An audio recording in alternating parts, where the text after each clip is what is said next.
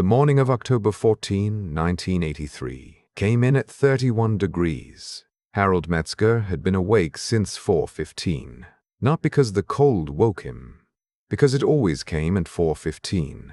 That particular silence, the one that sat between night and the first grey light showing over the draw to the east. He had been waking at 4:15 for 38 years.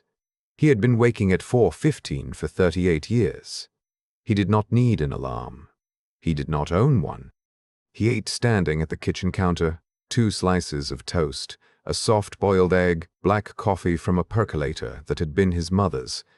Then he pulled on his canvas Carhartt coat, the one with the torn left pocket he had not gotten around to fixing, and walked out the back door of the house on County Road 188, 7 miles north of Mankato, Kansas. The farm was 480 acres. He had worked every inch of it. He knew where the clay ran thick near the north fence line and where the sandy loam opened up on the south slope toward the seasonal creek. He knew which rows drained fast after rain and which ones held moisture for an extra week into August. He knew because he had spent 40 years paying attention. That morning he walked the south field, 160 acres of turkey red winter wheat he had seeded in mid-September. The plants were small, 1.5 inches of pale green, fragile as new thread, pushing up through soil the color of dark coffee. He crouched and pressed 2 fingers into the ground and held them there. The temperature of the soil at 2 inches, 51 degrees. Cold enough to slow the growth, not cold enough to kill it. He stood. He looked north across the draw toward the Hooper farm. The lights were off in Dale Hooper's house. They had been off since September 4th. Harold Metzger was 62 years old that October. He was 6 feet and 1 inch, which he had been since he was 20, and he weighed 174 pounds, which was close to what he had weighed at 30. His hands were not large, but they were specific, the kind of hands that could feel the difference between soil at 50 degrees and soil at 48. His neighbors, the ones who remained, called him Hal. The banker in Mankato called him Mr. Metzger. The county extension agent, a 31-year-old named Dennis Park, who had arrived in Jewell County the previous spring, called him Sir, though he was not entirely sure why he did. Most people in Jewell County knew Hal Metzger as a man who farmed alone, who rarely came to the elevator on a Friday afternoon, and who had not taken out a new operating loan since 1974.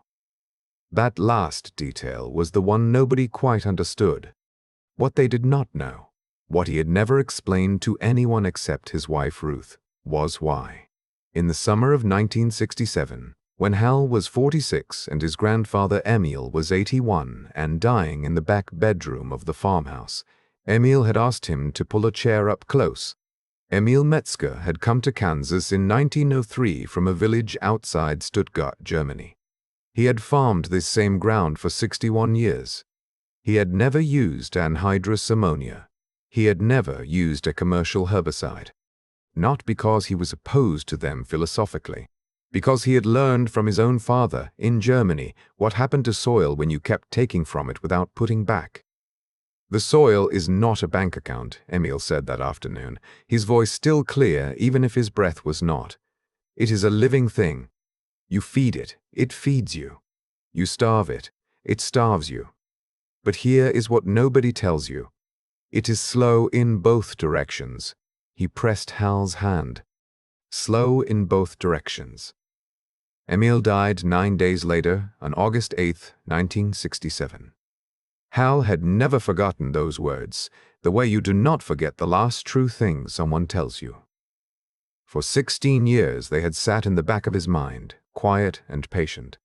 He had not needed them in that particular way before. He was about to need them. On November 7, 1983, a tan Buick LeSabre with Farm Credit Services plates pulled up the gravel drive at 7 in the morning. The man who got out was Richard Caulfield, 47, Regional Director of Farm Credit Services of Mid-America, based out of the Salina office 90 miles to the southwest. He wore a gray wool overcoat and carried a clipboard and a briefcase that looked new. He shook Hal's hand in the driveway, looked briefly at the farmstead, and said he appreciated Hal's time. They walked the fields together. Hal said little. Caulfield made notes. The problem, as Caulfield explained it while standing at the edge of the south field, was the way the farm looked on paper. Hal carried a $31,000 operating note from 1974. The interest rate had climbed to 14.5%. The note was due for restructuring review, but the farm, in Caulfield's assessment, was not operating to its potential. The north 60 acres where Hal had seeded hairy vetch as a winter cover crop looked, to Caulfield, like fallow ground. The rotation of 1/3 wheat, 1/3 sorghum, 1/3 cover crop struck him as inefficient. The neighboring farms, the ones that had since been foreclosed, had run 100% of their acres in wheat every year. Your per-acre production is 31% below the county average, Caulfield said. Hal looked at the hairy vetch field. The plants were low and dense, a dark green mat across the 60 acres. That's not fallow, Hal said. To the lender it reads as non-producing acreage. Caulfield clicked his pen. We can't restructure under these conditions. You'll need to bring the note current, the full $31,000 within 90 days, or we'll have to begin foreclosure proceedings. He said it without unkindness. That was the thing about Caulfield. He was not cruel.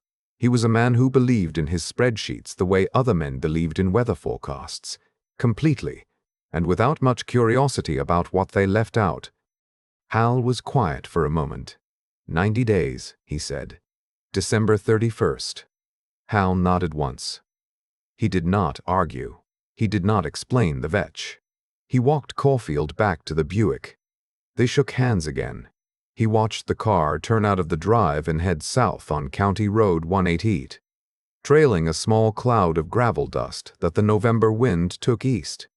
That evening he sat at the kitchen table for a long time. Ruth brought him coffee. She did not ask what Caulfield had snagged. She had heard the number through the kitchen window.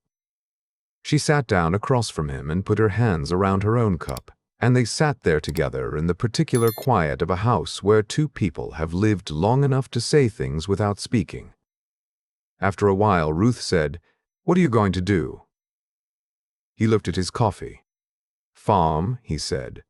He started in the Mankato Public Library that December.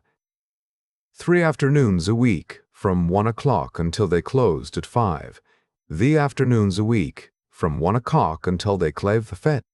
He asked the librarian, a woman named Edna Trowbridge, if she could pull the USDA bulletins from the 1920s and 1930s. She looked at him over her glasses. "How far back?" "As far as you have." She brought him 6 cardboard boxes from the basement. He read them on a long oak table by the south window, with the December light flat and white outside, and took notes in a spiral notebook with a ballpoint pen. What he found was not new to him exactly, but reading it in formal language, documented by agronomists who had worked the same soil 60 years before him, gave it a different weight.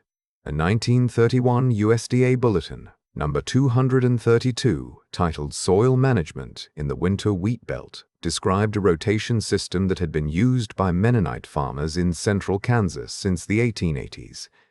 Turkey red wheat, seeded after a summer of sorghum, followed by a winter of hairy vet plowed under in spring. The bulletin noted that farms using this rotation showed soil organic matter increases of 0.15 to 0.28% per year. In a decade, that was nearly 2 full percentage points of organic matter, the difference between soil that held moisture and soil that lost it to the first dry wind. He read the same passage 4 times. In January, he drove to Clay Center, 53 miles east on Highway 24, to find a man named Dr. Eugene Bramley. Bramley was 74. Retired from Kansas State University, where he had spent 31 years as a professor of agronomy, and he lived in a brick house on Prospect Street with a wood stove and approximately 900 books. He had been recommended by Edna Trowbridge, who had checked out his 1969 monograph on dryland farming to exactly 2 people in 14 years. Hal drove through a January sleet storm to get there. He sat in Bramley's front room for 2 hours. He showed Bramley his soil tests, taken every autumn for 12 consecutive years, each one numbered and dated in a shoebox under the kitchen counter at home. He showed Bramley the vetch field data. He showed Bramley the 1931 bulletin with the margin notes he had made. Bramley did not say anything for a while. He turned the pages slowly. He looked at the soil tests. He held one up to the lamp. "Your organic matter is at 12%, Bramley said. It was 1.6 in 1968. Bramley set the test down. That's 15 years of losing it the modern way. Yes, and you want to bring it back. I want to know if it can come back." Bramley looked at the window for a moment.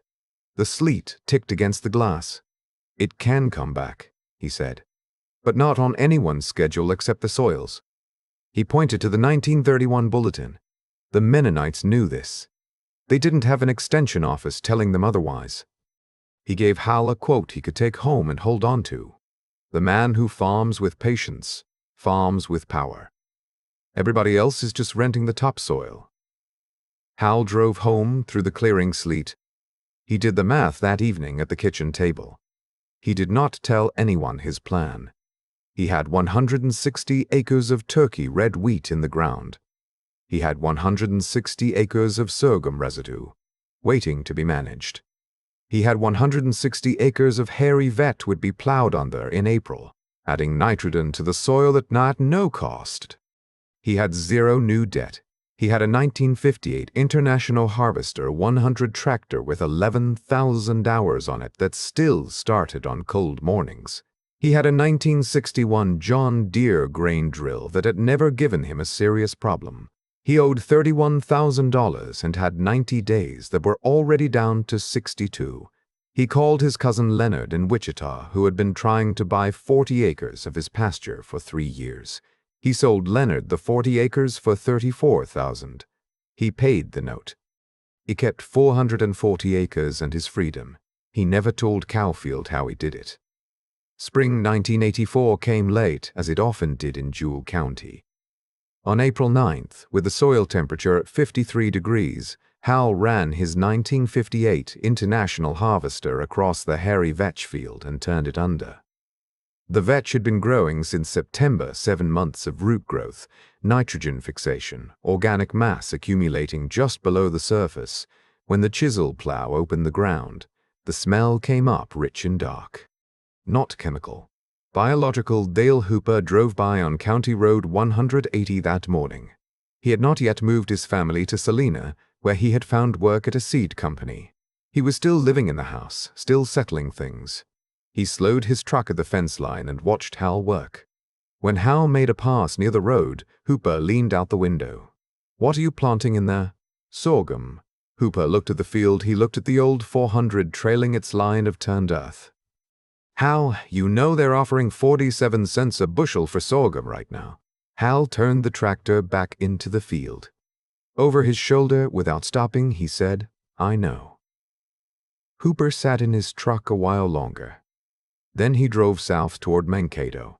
The sorghum went in during the first week of May 1984. Hal seeded 160 acres. He used no nitrogen fertilizer. The vet had put in approximately 80 pounds of nitrogen per acre. He used no herbicide in the first 2 years. He managed weeds with cultivation, running his row cultivator twice in the first summer. It was slower. He didn't have to buy anything. By September 1984, the sorghum stood 8 feet tall in the south field, not the highest yield in the county. But the roots had grown into soil that had been fed instead of depleted. And when Hal took a soil sample in October and mailed it to the K-State lab in Manhattan, the result came back in 2 weeks, organic matter at 1.4%, up 0.2% in 1 year. He put the lab report in the shoebox with the others. He did not celebrate. He started planning the following season's vet seeding, autumn 1984 into winter, and then spring of 1985, and the winter of 1986 came hard. 19.4 inches of snow fell on Jewell County in February alone. The County Road 188 was impassable for 11 days. Hal fed the cattle from the barn with hay he had put up the previous July, and he did not lose a single animal. 3 other operations in the county, ones that had been stretching their finances since 1982, lost cattle to the cold and to the cost of buying emergency hay at premium prices they could not afford. In the spring of 1985, he plowed the sorghum residue under and seeded the turkey red wheat back into that ground. The turkey red had been selected, over generations, for exactly this climate. It was not the highest-yielding wheat in Kansas. It did not need to be. It needed water it could find on its own, and in a dry spring, and springs in Jewell County were often dry, it found it. Other varieties, bred for irrigated conditions, faltered. The turkey red did not. By the fall of 1985, Dale Hooper's farm had been sold at a foreclosure auction for $187,000. The bank had carried the paper on $320,000. The family that bought it came from Oklahoma and had no history in Jewell County. They ran 100% wheat. By the fall of 1986, 18 farms in Jewell County had gone to foreclosure. 3 families remained within a 5-mile radius of Hal's place. The road north of his farm saw almost no traffic. Some mornings he drove his truck to the Metzger mailbox at the road and looked north and south and did not see another moving vehicle for as long as he stood there. He had never been a lonely man. He did not become one now. In the spring of 1987, he went back to Clay Center to see Dr. C. Bramley. He brought his shoebox. Bramley spread the 12 soil tests out on his kitchen table in chronological order, oldest at the left. The line the numbers made was slow and consistent, up every year. Not dramatically. Not in a way that would impress anyone who was in a hurry. Bramley looked at the line for a while without speaking. Then he tapped the most recent test, October 1986, organic matter at 2.1. "You're almost halfway home," he said. "To what?" "To the soil that was here before the first plow ever touched it." Hal drove home through a late April rain that came sideways off the plains and hammered the windshield of his truck the whole 53 miles. He was not unhappy. The turkey red wheat harvest of 1988 told the story in numbers. Hal cut 160 acres in July. He ran his 1972 Glena F combine, a machine most men in Jewell County had replaced a decade earlier, across the field in 4 days. The yield came to 34.2 bushel acre. The county average that year was 26.8 bushels per acre. His soil had received no synthetic nitrogen, no herbicide, no fungicide. His per acre input cost was $19.40. The county average input cost was $19.40. The county average input cost was $61.75. He delivered the grain to the Mankato elevator and then drove to the house and told Ruth. She was standing at the kitchen sink doing dishes. She did not turn around. "Well?" She turned off the faucet. She turned around. She looked at him for a moment. "Your grandfather would have said that's about right," she said. She turned the faucet back on. Hal sat down at the kitchen table and looked at the soil test from October. Organic matter, now at 2.9%. He had started at 1.2. It had taken him 5 years. There were no shortcuts in the number. He did not go to the bar in Mankato to celebrate. He did not call anyone. He drove back out to the south field in the late afternoon and walked the stubble for a while. The soil under his boots felt different. Not softer, exactly, but less like dirt. More like something that had been lived in. He had a thought he would not have spoken aloud, so it works. That was enough. What happened next was practical rather than dramatic. A woman named Carol Steinmetz, who ran a community food cooperative out of a warehouse on North Broadway in Wichita, had been hearing for years about the collapse of small farms in north-central Kansas. In September 1988, she drove to Mankato and started asking around. The woman at the library, Edna Trowbridge, told her about a man who still farmed on County Road 188.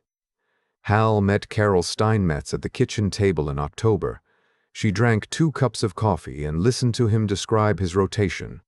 She was 42, direct, and she ran the food cooperative with 640 member families who were trying to buy local grain and had run out of local grain to buy. "What can you deliver?" she said. "Wheat," he said. "Sorghum. Some sunflowers."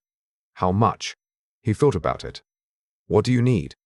They agreed on a number that first year 28,000 pounds of wheat grain, 14,000 pounds of wheat, win 4 installments. Delivered in 4 installments. He would be paid 11% above the commodity price for verified low-input grain. It was not wealth. It was enough to carry a farm forward without debt. The story did not travel fast. It traveled the way things travel in small counties, through the elevator, through the diner in Mankato, through the church parking lot on Sunday morning. By the spring of 1989, 2 men had driven out to Hal's place without calling ahead. They walked the fields with him in silence the way farmers do, reading the ground. One of them was a wheat farmer from Smith County named Carl Breslin, 58, who had been farming 240 acres for 30 years and had survived the 1980s by selling off equipment and living carefully. The other was a younger man, 29, named Travis Walk, who had inherited a small farm from his uncle and did not know yet what kind of farmer he was going to be. Hal walked them through the rotation. He showed them the soil tests. He showed them the combine records from 1988. Carl Breslin crouched in the field and picked up a handful of soil. He squeezed it and opened his hand. The ball held its shape. "My grandfather's ground used to do that," he said. "Mine too," Hal said, shape.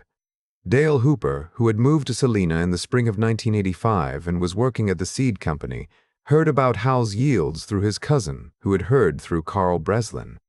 He drove out on a Saturday in May of 1989 without calling. Hal was in the machine shed doing maintenance on the grain drill when Hooper's truck pulled in. They walked the fields. Hooper was quiet most of the way. At the south end of the wheat field, he stopped and looked across the stand. The wheat was uniform, healthy, standing clean without any of the thinning that came with soil that had been stripped out. "I thought you were going to lose this place," Hooper said. "I know you did," Hal said. Hooper bent down and picked up a clod and broke it open with his thumb. Dark, dense with small roots. He stood up and looked at Hal for a moment. "I was wrong," he said. That was all. No qualification. No story about why he had thought what he thought. "You were reasonable," Hal said. They walked back to the machine shed. Hooper stayed for coffee. They talked for 2 hours about the rotation, about the turkey red varieties, about the vetch timing. Hal answered every question. He did not say anything that resembled "I told you so." He had never needed to. In March of 1990, K-State's Department of Agronomy sent a graduate student named Patricia Okafor to the farm. She was 26, from Lagos originally, studying soil carbon sequestration. She took 14 soil core samples from different parts of the farm.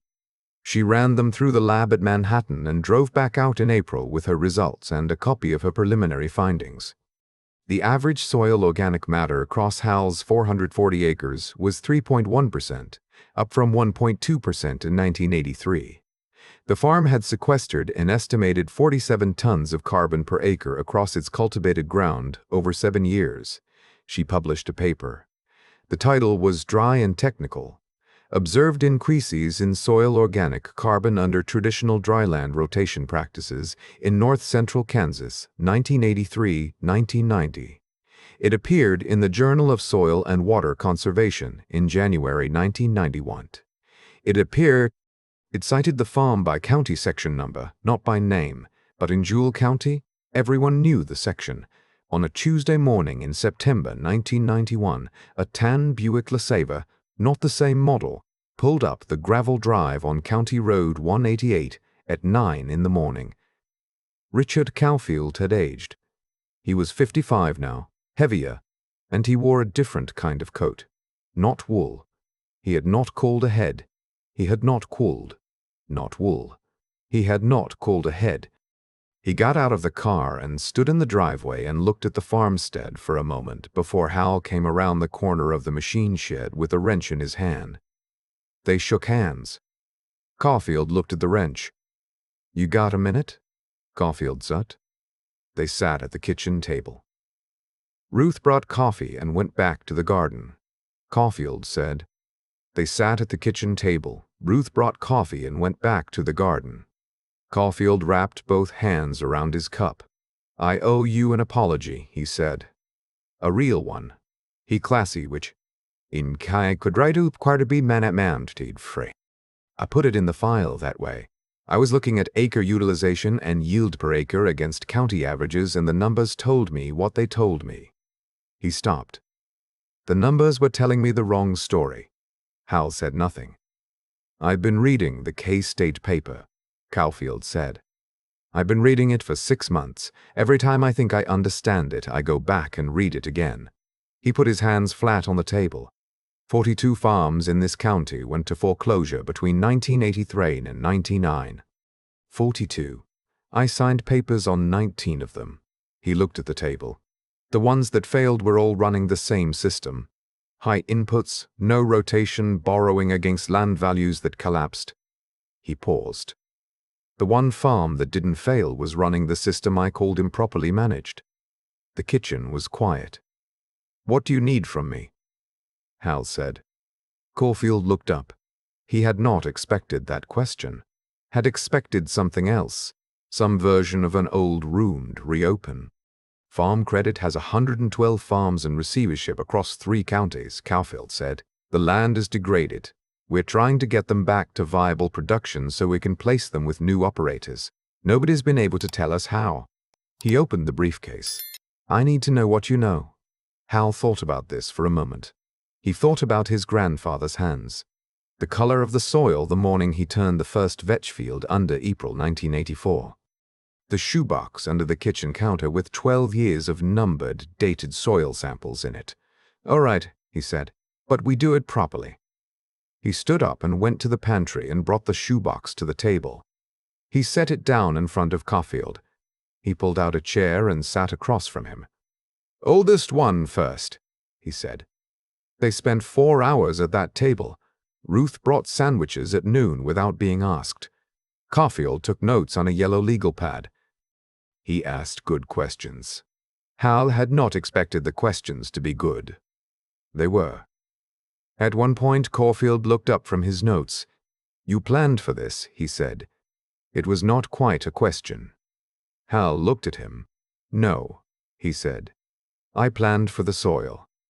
Caulfield wrote that down. Over the following 3 years, Farm Credit Services of Mid-America contracted with Hal and Dr. 3.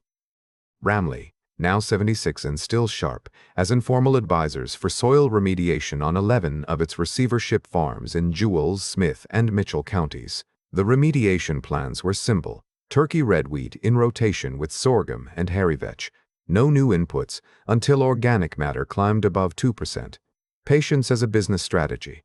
By 1994, 7 of those 11 farms had been placed with new operators under long-term low-interest agreements.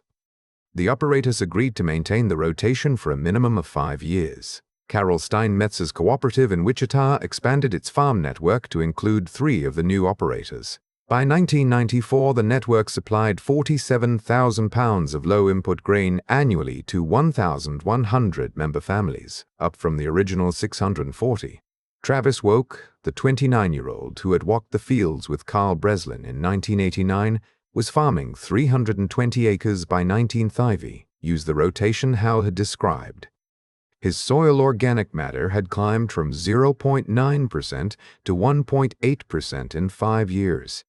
He talked about it at the Smith County Extension meeting in the spring of 1994. 31 people attended. Richard Caulfield spoke at a Farm Credit Regional Conference in Kansas City in March 1993. He told the story of Hal's farm. He did not soften his own role in it. He said in front of 200 loan officers from 6 states, "I looked at that farm in 1983 and I saw an old man with an old system and I called it a liability. I was wrong. I was wrong because I didn't know enough about what I was evaluating. That's the lesson. When you don't understand what you're looking at, you should ask. I didn't ask. He distributed photocopies of Patricia Okafor's K-State paper to everyone in the room. Hal never attended the conference. He did not know about it until Dale Hooper told him secondhand a month later. He listened. He nodded. He said nothing about Caulfield. He gave you full credit, Hooper said. He gave the soil full credit, Halper said. That's different. Ramley's 1931 USDA Bulletin, the one Hal had found in the Mankato Library in December 1983, was reprinted in 1993 as an appendix to Patricia Okafor's expanded study, which ran to 41 pages and was used in 2 graduate seminars at Kansas State the following year. Edna Trowbridge sent Hal a copy with a note that said simply, "You checked this out first." He put the note in the shoebox. October 2nd, 1994. The morning came in at 34 degrees. Harold Metzger was 73 years old. He walked the same path he had walked that October morning in 1983, out the back door, down the worn wooden steps, across the yard, through the gate, into the south field. The turkey red wheat had been seeded 2 weeks earlier. The plants were small, 1.5 inches of pale green, fragile as new thread, pushing up through soil the color of dark coffee. He crouched and pressed 2 fingers in. The soil temperature at 2 inches, 53 degrees. The organic matter in this field, as of September's test, was 3.8%. In 1983, it had been 1.2. The math was slow and the math was real. He stood. He looked north across the draw, 3 farms visible from where he stood, all 3 occupied now, all 3 running some version of the rotation. The Hooper place, the one that had sat empty for years, had been taken by a young couple from Clay Center. They had called Hal, before they signed the lease, to ask about the soil. He had told them what he knew. He had not charged them anything. Ruth came out of the house with a second cup of coffee and walked it across the yard to him. She was wearing her blue coat. She stood beside him, and they both looked at the field. "Cold morning," she said. "Cold enough," he said. She handed him the cup and put her hands in her pockets. After a while, she said, "You know what Emil would have said?" He looked at the wheat. "He would have said it was about right," he said. "You know what Emil would have said?" "He looked it was about right," he said. She nodded. She went back to the house. He stood in the field alone for a while, drinking the coffee. The sun was coming up over the draw now, flat and orange, throwing long shadows off the small wheat plants. They were thin as thread, and they were full of everything the soil had put into them. The machine shed was behind him, with the old 400 backed in and waiting, the grain drill in the corner, the shoebox on the kitchen shelf with 30 years of tests in it, each one numbered, each one dated, each one marking the slow and patient accumulation of what had been given back. You cannot rush the soil. You can only serve it, and if you serve it long enough, it will do the rest.